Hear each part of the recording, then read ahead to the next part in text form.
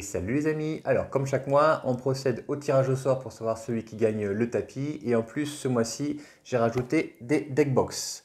Voilà, donc vous avez 5 deckbox à gagner. Vous choisissez bien sûr la couleur que vous voulez. Et en plus, si vous choisissez la deckbox plutôt que le tapis, donc je rappelle déjà que les deckbox, ce sont des deckbox Game Genic avec les couvercles qui sont interchangeables. Et je vais inclure dans ces deckbox, vous aurez droit à 5 petits dés, vous savez, des compteurs de plus 1 plus 1 à plus 6 plus 6, et un dé négatif de moins 1 moins 1 à moins 6 moins 6. Ça, si vous choisissez la deckbox, hop, ce sera avec. Hop. Et si vous choisissez le tapis, je vais prendre très rapidement. Il y en a une petite quinzaine, j'en ai reçu plein de nouveaux, je vous les montre rapidement. Gros goût, hop. Dark Vador, hop. Trink. Donc je rappelle que pour participer au tirage au sort, il suffit de cliquer sur le bouton rejoindre qu'il y a sous chaque vidéo. Ça vous permet d'avoir 2 vidéos par semaine, de participer au tirage au sort chaque semaine pour gagner 2 boosters et une fois par mois pour gagner donc du coup une deckbox ou un tapis. Je ferai bientôt aussi gagner les jetons, des jetons personnalisés. D'ailleurs, tous les mercredis, je fais un petit sondage sur la chaîne, donc n'hésitez pas à y participer pour voter pour votre plus beau jeton. Et une fois j'aurai une trentaine de jetons différents, j'irai à l'imprimerie, je les ferai imprimer. Voilà. Allez, après il va y avoir, donc là c'était tous les trucs autres que Magic. Maintenant on va commencer à s'attaquer au thème de Magic avec Hernam Jim. Les Planeswalkers d'origine, je les ai enfin reçus. Garruk, Chandra, Jace, Ajani et le dernier, Goldorak. Et du coup ce mois-ci, celui qui gagne, c'est, alors je ne sais pas si on dit PZY ou si on dit Psy, voilà, en tout cas c'est toi qui gagne le tapis ou la deckbox. Tu fais ton choix, si tu veux plus de détails sur le tapis, tu m'envoies tes coordonnées par Messenger et je t'enverrai exactement la liste des tapis. Tu choisis, ou sinon ça, ou sinon donc la deckbox avec donc du coup 5D plus 1 plus 1 et 1D moins 1 moins 1. Voilà, donc aujourd'hui on se retrouve pour la partie entre mon Queen Marchesa aggro et opposé à Rémi et son deck Atraxa. Donc je suis à gauche, Rémi est à droite, ça fait très longtemps que je n'avais pas affronté le deck Atraxa de Rémi qui était un de ses premiers decks. Donc ça fait vraiment plaisir de le retrouver ici. Donc je commence la partie avec un Fetch. Le temps que j'aille chercher mon Triome, je laisse Rémi jouer. Je sais qu'il a un deck un petit peu lent par rapport au mien. Et j'essaie d'accélérer la partie dès le début. Donc lui, il pose une île tropicale et un oiseau du paradis. Voilà, pendant que je vais chercher mon Triome de Savaille.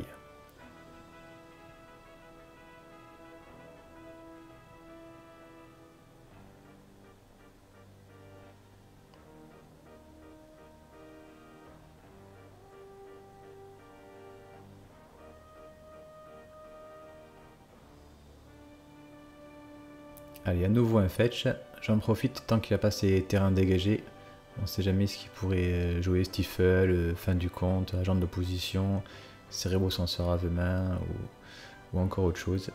Dès le début, je fais Eddy Soudain. C'est une carte que j'ai rentrée pour lutter contre Nemesis, qui me posait souvent problème.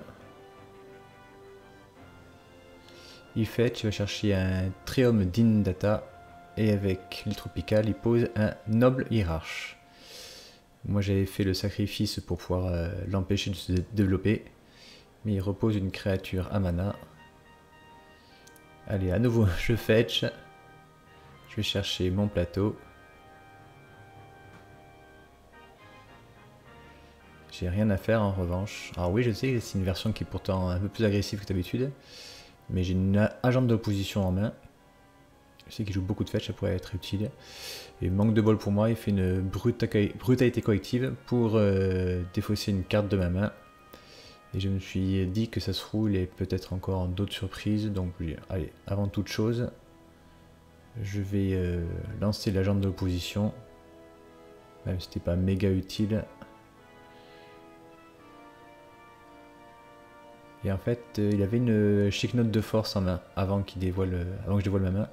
Donc c'était peut-être pas mal de faire ça. Il aurait peut-être utilisé sa Chic Note de force de suite. Là, il a vu que j'avais beaucoup de terrain en main. Il a préféré garder sa Force Spike pour pouvoir contrer la tour de la Queen Marchesa, que je vais logiquement poser maintenant vu que j'ai pas mal de terrain. Alors, je joue 41 terrains. Étrangement, lorsque je jouais la version Queen Marchesa Control, j'en jouais que 40.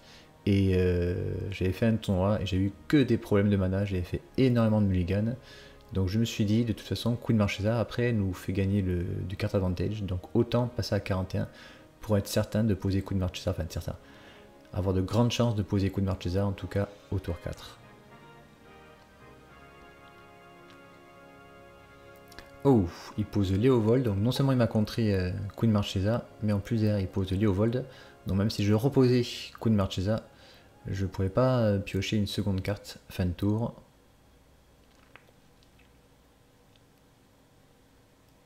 Allez, un call de crépuscule, j'attaque avec la jante en espérant qu'il bloque. Malheureusement non. Marche vide d'Oti, donc c'est parfait, non seulement ces cartes vont être exilées, et en plus j'ai la distorsion. Et derrière Redan pour empêcher qu'il me fasse une couleur de dieu trop tôt. Mais je pense pas qu'il joue couleur de dieu dans son jeu.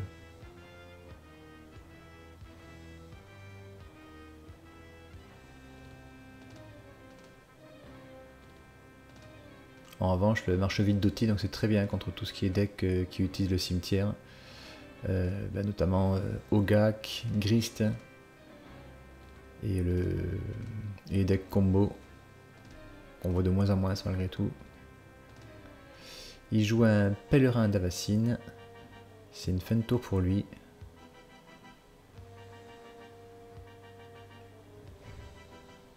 Il aurait pu attaquer avec le Léovold, je sais pas pourquoi il a pas attaqué d'ailleurs. Il veut peut-être rester en défense, il veut peut-être se débarrasser de mon agent d'opposition.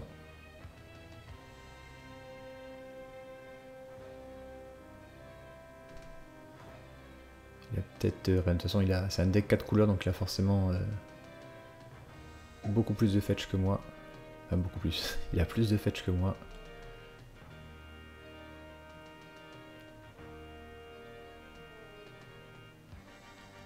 J'hésitais à reposer Queen Marchesa, mais voilà.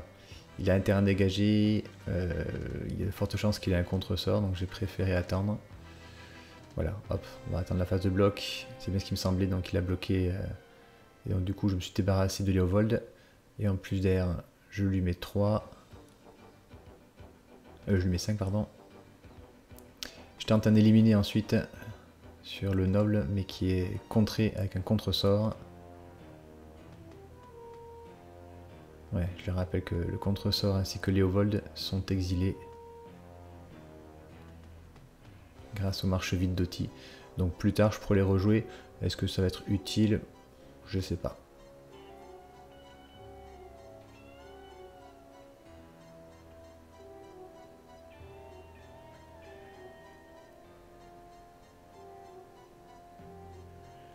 Allez, il pose Atraxa. Allez, vol, vigilance, contact mortel et surtout lien de vie. Donc le fait qu'elle soit vigilance, lien de vie, ça fait qu'elle va pouvoir remonter rapidement ses points de vie. Elle vole en plus. Allez, un passage. Je repose Queen Marchesa. Je suis à l'abri d'une Daze. Et de toute façon, j'ai le marche vide d'Oti qui pourrait rejouer de toute façon contre-sort ou force spike si nécessaire. Je prends le monarque. Ouais, je demande si je peux revenir en arrière pour les terrains, c'est quand même mieux comme ça en laissant un tour de commandement dégagé. J'attaque. Il a trop peur de prendre une foudre juste derrière, du coup il bloque. Il gagne 4 mais derrière il perd 3. Mais je me débarrasse de Queen Marchesa. Et j'ai le monarque. Donc je pioche une carte fin de tour. Alors lui peut pas reposer Atraxa, il est bloqué à 5 mana. Et c'est très risqué parce qu'il sait que je joue beaucoup anti-créatures. C'est pour ça que j'ai du mal à désigner mon deck si c'est un deck aggro, si c'est un deck mid-range, parce que je joue 37 créatures. Mais à côté de ça, j'ai beaucoup d'anti-créatures, beaucoup d'anti-permanents. Et bien lui aussi, puisqu'il fait une dislocation sur Redan.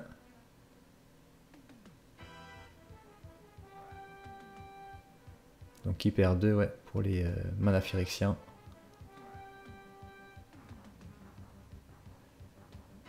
Je perds 2 et récupère le monarque.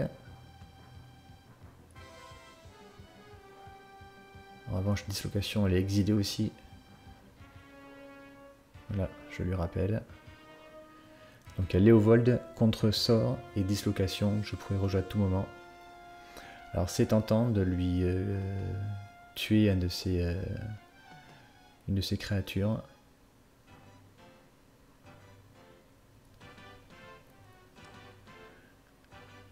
Là pareil, je pourrais reposer Queen Marchesa.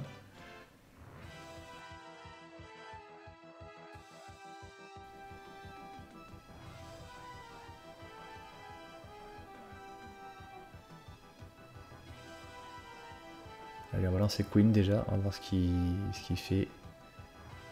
Fuite de mana. Alors j'ai hésité à utiliser du coup marche vide d'Oti pour contrer. Mais c'est pas grave, de toute façon je lui mets 3 comme ça, je récupère le monarque, donc ça revient quasiment au même. Là j'ai hésité à lui mettre 2 sur lui ou mettre 2 sur un des dorks. Ça l'aurait empêché de rejouer des sorts d'air. Mais je me suis dit si je lui mets 2 au point tour j'attaque avec le marche vide et c'est fini.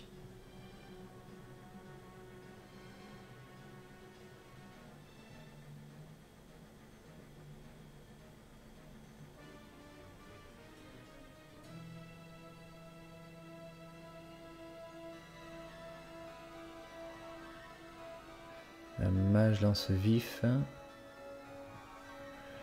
Ah oui, c'est vrai, je me rappelle cette partie. Il joue brutalité collective et on savait pas d'ailleurs s'il pouvait réutiliser tous les modes vu qu'il était joué en flashback. Est-ce qu'il pouvait vraiment utiliser 2 modes? C'est un arbitre dans les viewers, n'hésitez pas à nous le dire. Mais du coup, on s'est dit qu'on avait le droit. Et du coup, il me fait perdre 2, il gagne 2. Et il fait -2/-2 sur le marche vide d'Oti. Il m'attaque, vu qu'il est exaltation, il récupère le monarque.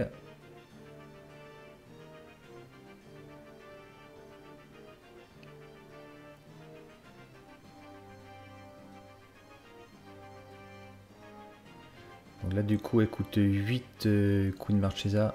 Je pense pas que ce soit intéressant de la jouer.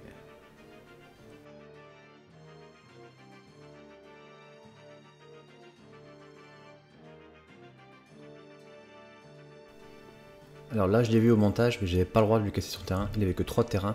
Mais le fait qu'il avait l'Elfa Mana parmi ses terrains, du coup j'ai sûrement dû confondre les terrains. Et lui-même pareil.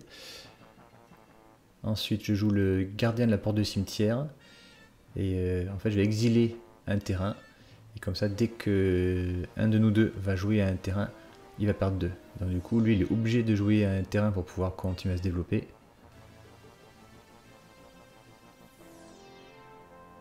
Enfin en tout cas s'il veut jouer à Traxa.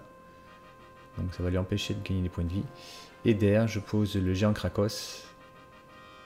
Et ensuite je fais un mot de pouvoir mortel sur le noble hiérarche que j'ai enfin réussi à tuer. Donc là du coup il est bloqué avec juste 2 terrains et un pèlerin d'Avacine. Ah, il a une balance en main, mais le problème c'est qu'il n'a pas de mana blanc à part avec le pèlerin d'Avacine. Et donc du coup s'il fait balance, il est obligé d'engager son pèlerin d'Avacine, et moi je conserverai une créature.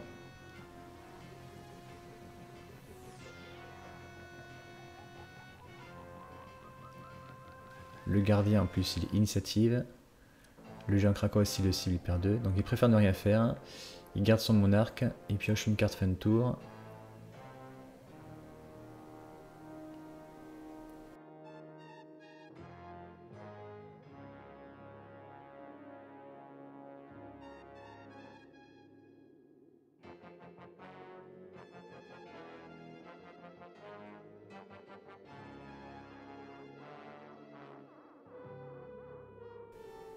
Mais je pose coup de Marchesa, je récupère mon arche, j'attaque avec tout. Je vois pas comment il peut s'en sortir. Parce que là, il est obligé de tout bloquer. Voilà, il perd juste 2 du guide. Mais s'il pose un terrain, il a perdu. Même s'il piochait une plaine pour pouvoir jouer balance, il aurait quand même perdu parce que dès qu'il joue un terrain et le gardien, il perd 2. Voilà. Première partie finie, un peu blasé d'avoir volé la première game en ayant triché sur la frontière tectonique.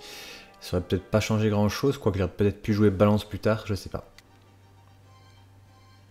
Donc une confluence de mana pour lui. Allez, on va commencer par jouer les fetch en premier. Une vue prismatique, je vais de suite chercher une plaine. Et je lance Sentinelle d'Esper.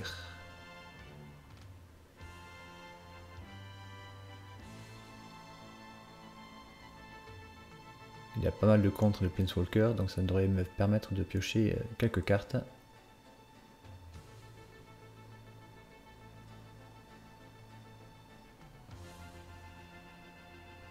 Et bien tiens, justement, un talisman de progrès. Il peut pas payer un de plus, du coup je pioche une carte.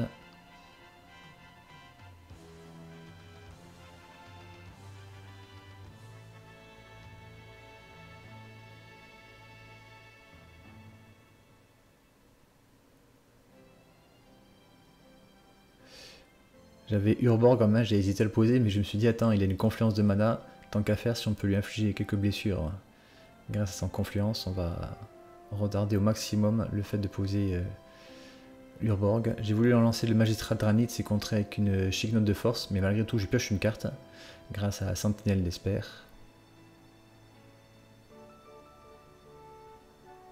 Il pose le tombeau luxuriant dégagé. Il perd 2, il repère 1 en engageant la confluence de mana. Oh, Tourak kické, et Tourak en plus il est protection contre le blanc. Ça va me faire super mal. Il sera 4-3, s'il pose Atraxa derrière, en plus il peut continuer à rajouter des marqueurs dessus. Ce qui prolifère en fin de tour, Atraxa. Une Terminate, et franchement, je suis dégoûté. J'ai un gavet de terrain en main, et il pioche tout sauf de terrain. Sachant que la Terminate serait été vraiment parfait pour pouvoir se débarrasser du Tourak. Et ensuite, la Elias aurait été parfait aussi pour me refaire la main.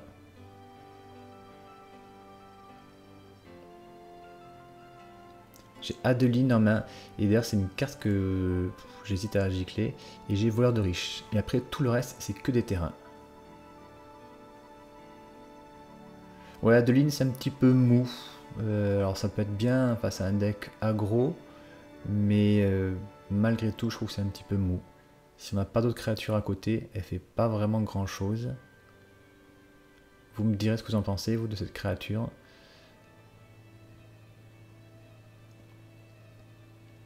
Ça, c'est une des 2 créatures que, après le tournoi, je me suis dit, il faudrait peut-être que je dégage avec la vampire accueillante. Oh! Voilà, il pose Oko, il paye 1 de plus pour pas que je pioche avec Sentinelle d'Esper. Il fait de suite un jeton nourriture.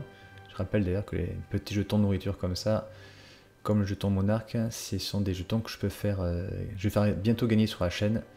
Donc régulièrement, je crois que c'est environ tous les mercredis que je fais voter les gens pour le jeton qu'ils préfèrent. Et une fois j'en ai une trentaine ou une quarantaine, je les ferai tous imprimer, je les ferai gagner avec les boosters chaque semaine.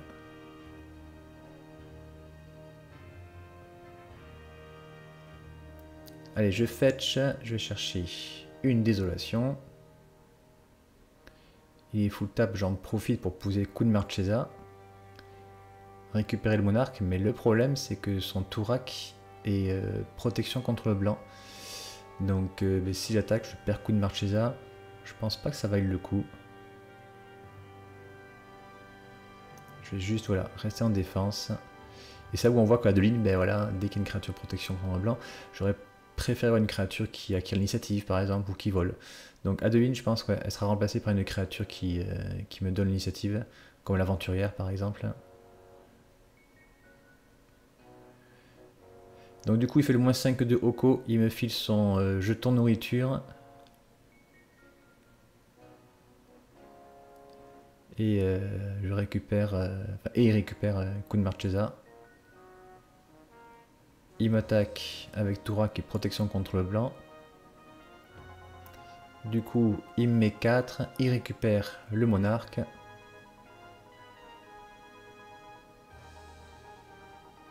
Et fait un tour, il pioche. Ah, Oko, ça a bien changé la game. Bon, déjà que son 4-3, ça a fait mal. Ça m'a défaussé 2 cartes qui m'auraient été bien utiles. Et en plus, c'est quand même une 4-3 assez agressive. Alors, je pose un voleur de riche.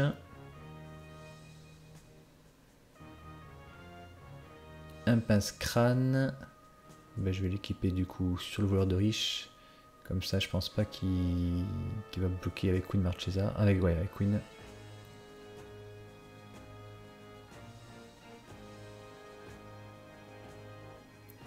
Mais je vais à tout prix me débarrasser de Oko, donc j'ai pas le choix. Il faut que j'attaque à tout prix avec les 2 créatures sur Oko, quitte à perdre la sentinelle d'Esper.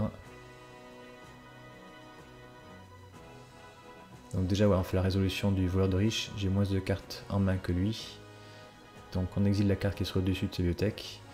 C'est un terrain, donc ça reste exilé. Maintenant, on va savoir s'il va bloquer le voleur de riche ou s'il va bloquer la sentinelle d'Esper ou rien bloquer du tout. Je pense qu'il va juste bloquer la sentinelle, à moins qu'il ait peur que je rajoute des dégâts. Non, il préfère ne rien faire.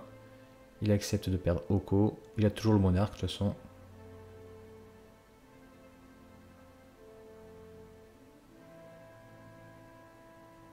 Et moi je suis content, je me suis débarrassé de Oko.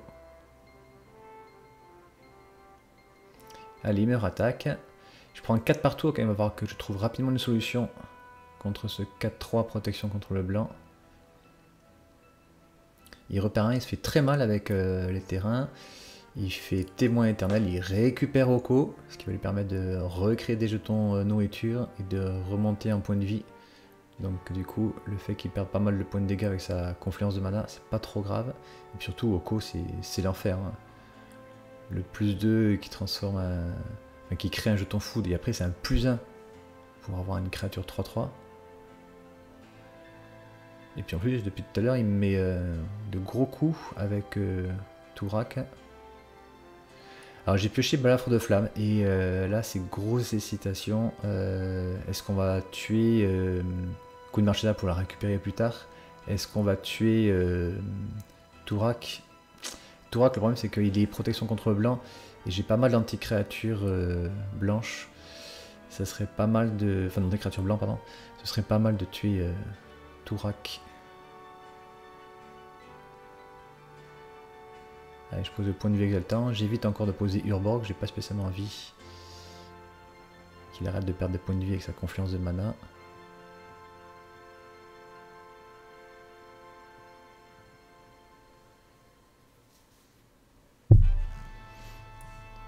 Balafre de flamme du coup, ouais, sur le 4-3. J'ai trop peur de ne pas piocher ensuite d'autres anti-créatures.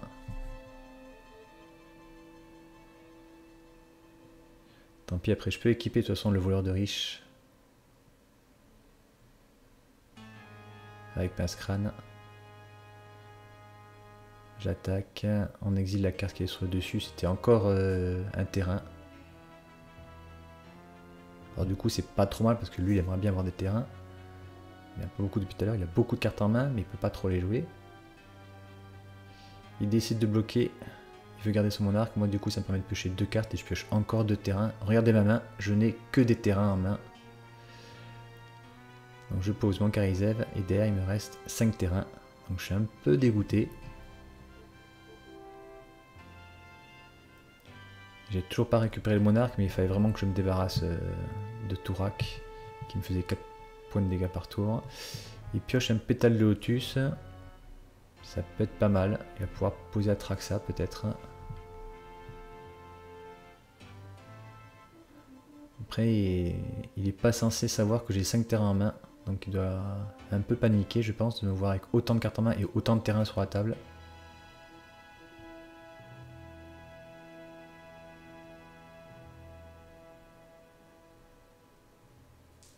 Et bien du coup, il fait une contrainte, il va vérifier ce que Germain. Et la surprise est bonne, même s'il perd une carte, vu que j'ai pas de carte à défausser. Il est quand même content de voir que j'ai 5 terrains en main. Et que je vais pas pouvoir faire grand chose pour me défendre. Alors certes, j'ai un pince-crâne qui me permet de piocher un petit peu de temps en temps, mais si j'ai pas de créature qui meurt. Je perds 3.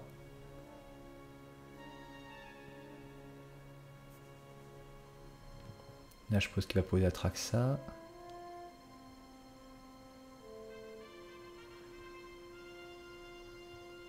Et il repère un avec... Ah ouais, non, ah, c'est étonnant. C'est étonnant, il pose Teferi, il fait le -3, il me remonte Karizev en main, il pioche une carte. Et du coup, je sais pas s'il a pioché une carte pour le monarque, j'ai pas fait gaffe.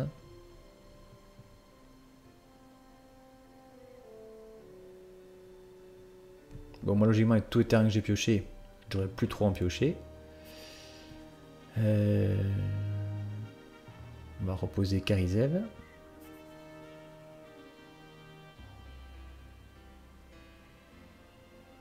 On va l'équiper de suite avec Pince-Crâne.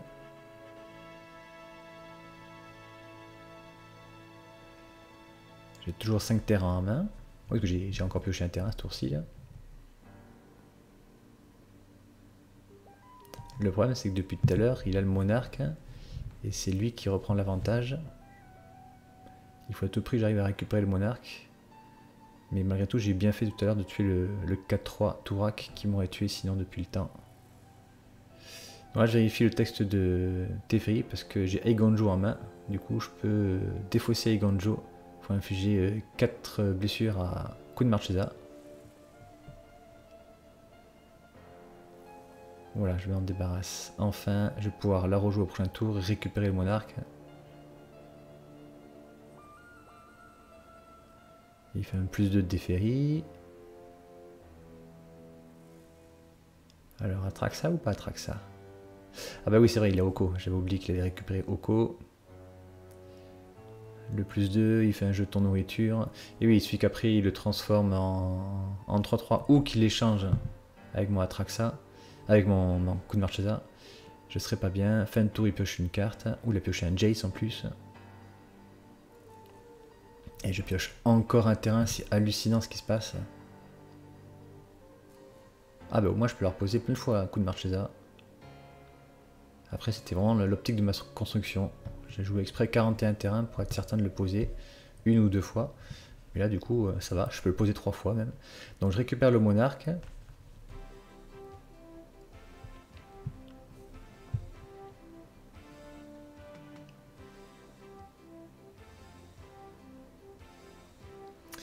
Et avant, en fin d'attaque, il fait une dislocation sur coup de Marchesa.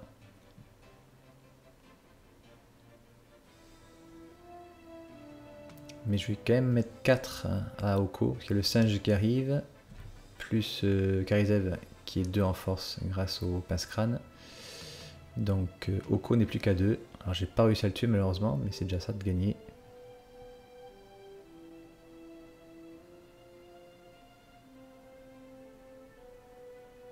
Il est à 7, hein, même si je suis pas ultra dominant, parce que j'ai beaucoup de terrain en main. Je me débrouille pas trop mal. Lui, il lutte parce qu'il a pas beaucoup de terrain, contrairement à moi. Et du coup, voilà, il fait le +1, il transforme son jeton de nourriture en 3-3. Je suis plus qu'à 3. Je fais le +1 de Teferi. Ouais, il récupère mon arc d'ailleurs. Il repère un. Qu'est-ce qui se fait mal avec ce confluence de mana? Mais il n'a pas le choix quand tu joues 4 couleurs. Des terrains comme ça, t'as pas trop le choix. Il fait le -1 forcément sur Karizev. Faut pas que j'attaque au prochain tour. Allez, fin de tour, je sacrifie mon jeton nourriture qui m'avait échangé. Je gagne 3 points de vie.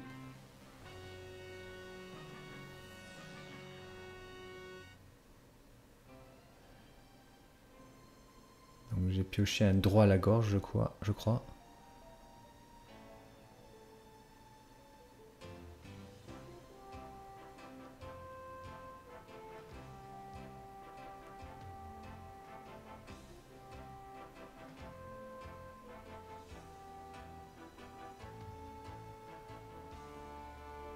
Allez, je relance coup de Marchesa pour 8. Hop, je récupère le monarque. Je l'équipe de suite avec pince-crâne. Je fais une ripaille mortelle sur son jeton. Et j'attaque. Oko. Ouais, je pense que c'est Oko qu'il faut... Teferi après il peut me remonter, Jace il peut me remonter, mais Oko là il peut me tuer avec Oko, c'est trop risqué. Voilà, donc je me débarrasse enfin de Oko. Là le problème c'est qu'avec Teferi il peut me remonter un permanent, il peut piocher une carte, avec Jace il peut piocher 3 cartes, enfin faire un brainstorm je veux dire. Dovin. Ouais. C'est pas trop mal. C'est pas trop mal en cette situation-là, puisqu'il peut paralyser. Il peut empêcher Queen Marchesa de faire des points de dégâts. Donc forcément, c'est pas mal ici. Il fait en effet le 0 de Jace pour faire un brainstorm. Avec Queen ne peut pas prendre de blessure, il ne peut pas en causer. Mais peut quand même se faire tuer, et donc du coup je pourrais quand même piocher avec pince-crâne si jamais elle venait à mourir. Ah, puis il pose un havre-corps, donc il veut vraiment pas prendre de blessure. Il fait le plus 1 de Teferi. C'est une fin de tour. Donc là du coup j'ai coup de Marchesa qui ne sert plus à rien, à part le fait qu'elle m'ait fait quand même piocher une carte fin de tour. Cérébro-senseur à main, ça c'est pas mal. C'est vol. Alors c'est flash, on s'en fout vu qu'il joue au Teferi. Je joue à mon tour. Donc du coup je vais un petit peu peupler à la table avec un Karizev.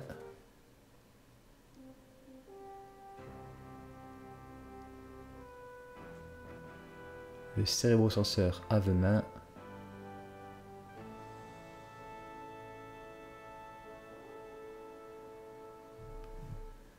Alors c'est sûr c'est tentant de le tuer le cérébro-senseur avec le pince-crâne pour pouvoir piocher.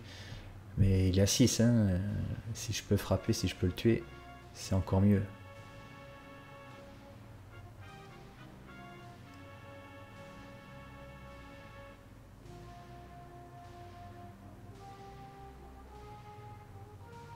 Et fin de tour, je pioche ma carte pour le monarque. Et j'ai encore pioché un terrain. J'ai 4 terrains encore en main, sachant que j'ai posé un terrain par tour depuis le début de la partie. Alors c'est vraiment du jamais vu quoi. Même si je joue beaucoup de terrain, c'est vraiment exceptionnel cette partie. Mais voilà. Je m'en sors bien parce que lui, je joue, n'a pas beaucoup de terrain sur table. Là par contre, je suis pas bien. Il me joue hors du temps.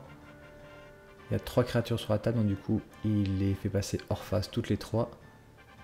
Et logiquement, là, il va poser Atraxa. Il fait plus un Teferi déjà.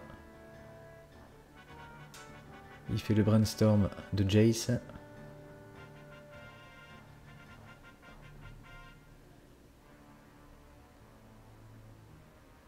Il a pioché des contres, mais je pense que non, là, il faut jouer Atraxa. Il perd un pour poser Atraxa. Et surtout, fin de tour, ça va proliférer.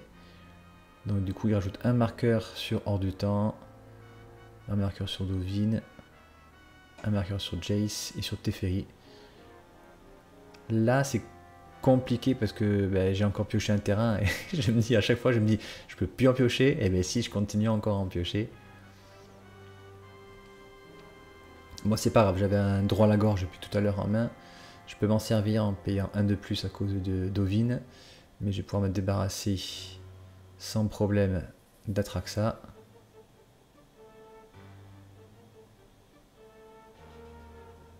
Je suis encore monarque, je pioche une carte. Ah, une soif de chef de sang, donc je vais pouvoir me débarrasser d'un Planeswalker.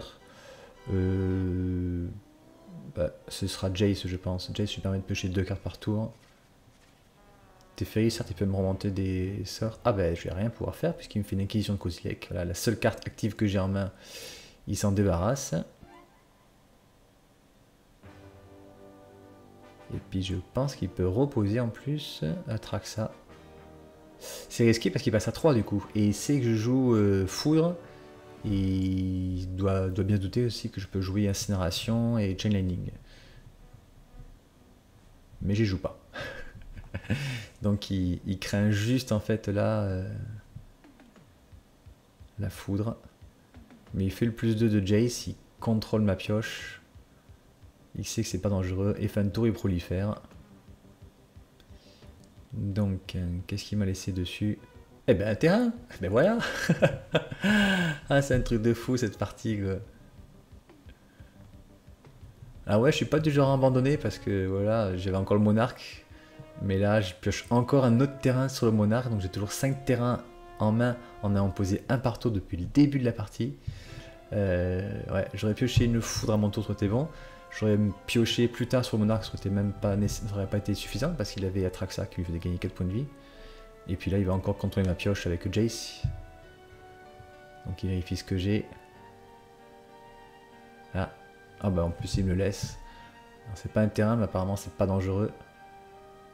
Il pose Léovold. De toute façon, je suis plus monarque. Il a oublié de le récupérer, mais...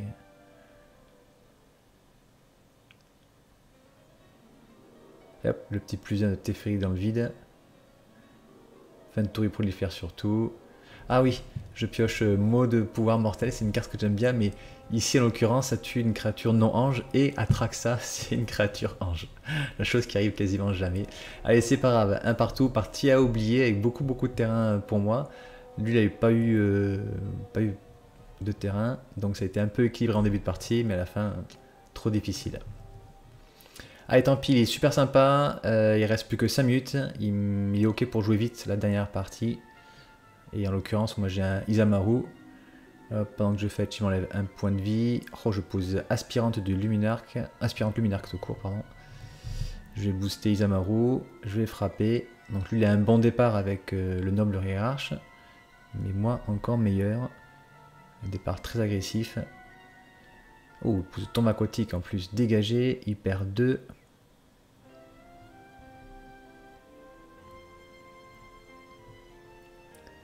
Le Strix, il pioche une carte. Pétale de lotus. Oiseau de paradis. Oh, le faux, mais il s'en sort bien, quoi. Ah, j'ai pioché Fureur, qui paraît ultra fort, mais j'ai aucune autre carte rouge en main. Sinon, là, c'était l'hécatombe. Je lui ai tué ces 3 créatures. Il aurait plus que 2 terrains et un pétale de lotus. Quoique après, s'il pioche un terrain, il aurait pu poser Atraxa. Allez, tant pis, c'est pas grave. Je mets un marqueur sur Aspirante Luminarque. Il bloque l'Aspirante, qui est quand même la plus dangereuse. Et il prend 3. Il est déjà à 12. Ça va vite. Et voilà, la vampire accueillante, c'est l'autre carte avec Adeline que j'hésite à sortir. Même si j'ai beaucoup de créatures, je crois que j'en ai 17 créatures qui ont une force de 2 ou moins. Ça me paraît un peu mou malgré tout. Quand elle arrive en jeu, elle fait pas grand chose. Il faut espérer ensuite avoir une créature à 2 Navok à poser. Mais en général, si on va poser elle tour 3, d'ailleurs on va poser coup de Marchesa, donc on va toujours pas pêcher. Donc je sais pas, ouais, je me tâte à la sortir là aussi. Pareil dans les commentaires, vous me dites ce que vous en pensez de cette créature. Lui, du coup, il pose Atraxa et il casse son pétale lotus pour poser Shaman Rhythmore.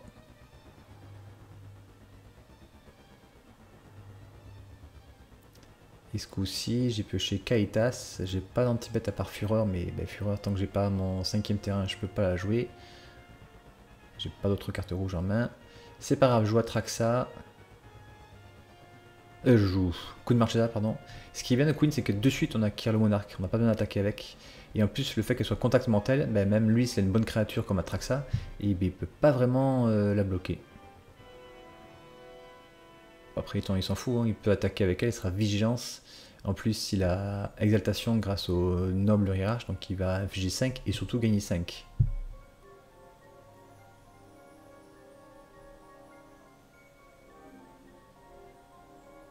Donc ouais, voilà. Il m'inflige 5, il gagne 5. Il rééquilibre les compteurs, il récupère le monarque.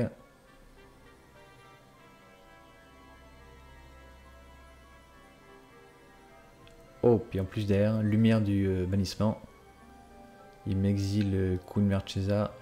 J'hésite parce que j'ai pas mal de cartes qui peuvent se débarrasser des permanents, mais voilà, il n'a pas non plus des masses. On va préférer la mettre en exil, en zone de commandement.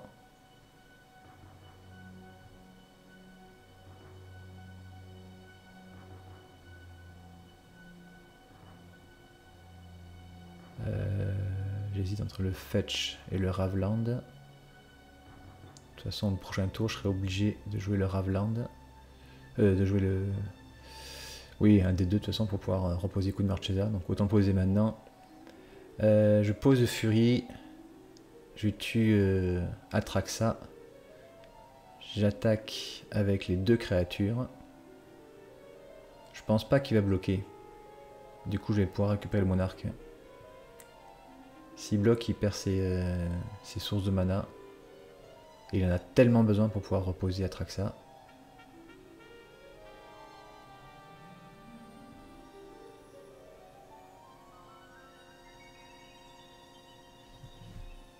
Ouais, voilà, il prend tout. Il prend 5, je récupère monarque. Fin de tour, je pioche ma carte. Oh, un gobelin sciaphile. C'est Raton, un des membres de la team, qui m'avait conseillé cette créature. C'est ultra fort. Bon, là en l'occurrence, ça va pas être top parce que j'ai pas d'éphémère dans mon cimetière ou de rituel. Dans la version contrôle, c'était vraiment très très fort. Mais malgré tout, là, j'ai quand même beaucoup anti-créatures en général dans le deck. Même si là, j'ai pas pioché grand chose en dehors des créatures. Et plus tard, ce sera une très bonne carte. Alors, qu'est-ce qu'il fait pour trouver un concis jugement? Ouais, sur Fury, elle est quand même double initiative. Ça fait quand même pas mal de dégâts. Il m'exile un terrain.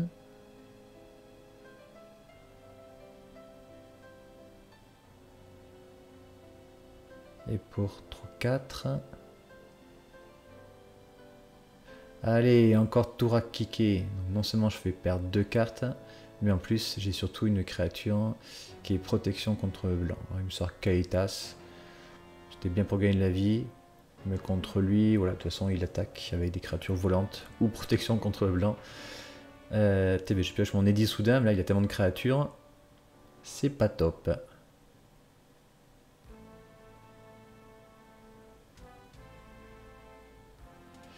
Du coup, je vais faire un Fatal Push sur Tourak.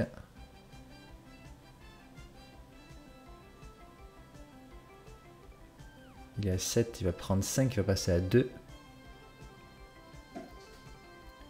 Derrière, je vais jouer mon Eddy soudain. Comme ça, je vais pouvoir lui faire sacrifier une créature. Il va logiquement sacrifier le... Non, pas chaman, hein, le noble. Voilà, noble. Et fin de tour monarque, je pioche une sentinelle d'espère, qui va plus servir à grand chose maintenant. Là, il peut pas reposer Atraxa, sinon il perd 3. Qu'est-ce qu'il fait? Ah, Liliana. Il fait le -2. Là, j'ai longtemps hésité parce qu'en fait, j'ai voilà, j'ai Isamaru qui est 3-3. Mais l'autre elle vole, et donc il suffit qu'après je pose mon gobelin Sciaphile, je tue son bird avec le Fatal Push qui est au cimetière, et j'attaque avec mon 2-3 vols. Donc ouais, même s'il est que 2-3 par rapport à Isamaru qui est 3-3, je préfère quand même me débarrasser de lui. Ah oui, mais c'est vrai, il y a toujours le Shaman Rythmore pour gagner 2 points de vie. Bon, du coup, je joue le gobelin Sciaphile. Merci Raton. Je rejoue Fatal Push. Je tue le bird.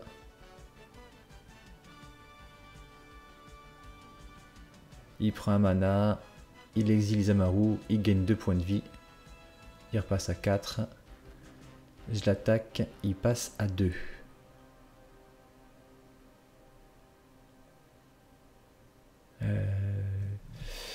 Alors la confluence de mana lui fait mal, et il a encore une canopée d'horizon qui aussi lui fait perdre 1 point de vie. Donc 1, 3, 4, il peut pas reposer Atraxa. Ah si, là il peut reposer Atraxa, il a posé un terrain. Il me fait défausser une carte, moi c'est avec la sentinelle l'espère, je pense que je vais dégager, oui, qui sert plus à rien. Ah ça y est, on est en fin de tour, donc premier tour additionnel, enfin fin de ronde par ronde. Il peut reposer Atraxa, c'est la seule solution je pense. Il exile... Ah oui mais ça change rien. Le gobelin Sciaphile il les menace. Ouais, parce que non seulement il est costaud, mais en plus il les menace, et en plus il récupère une carte d'éphémère et de rituel qu'on peut jouer gratos. Donc il m'exile un terrain. Il perd 1 et la confluence de mana, il passe à 1, il pose Atraxa. À la fin de son tour, il prolifère sur Liliana. J'entame le second tour additionnel.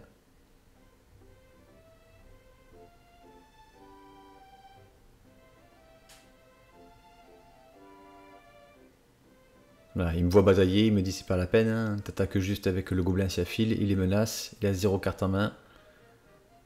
En effet, il a plus de possibilité de gagner. J'attaque simplement. Donc voilà, un peu blasé d'avoir quand même volé la première partie sur la frontière tectonique. Je sais pas si ça aurait changé grand chose, mais en tout cas, malgré tout, partie très serrée. On se retrouve lundi pour, il me semble que c'était la 3e ou 4e ronde, je sais plus, contre Gilles et son Tévèche. Oui, il s'amenait avec un Tévèche alors que les partenaires sont interdits. Donc respect à lui, à lundi pour cette partie.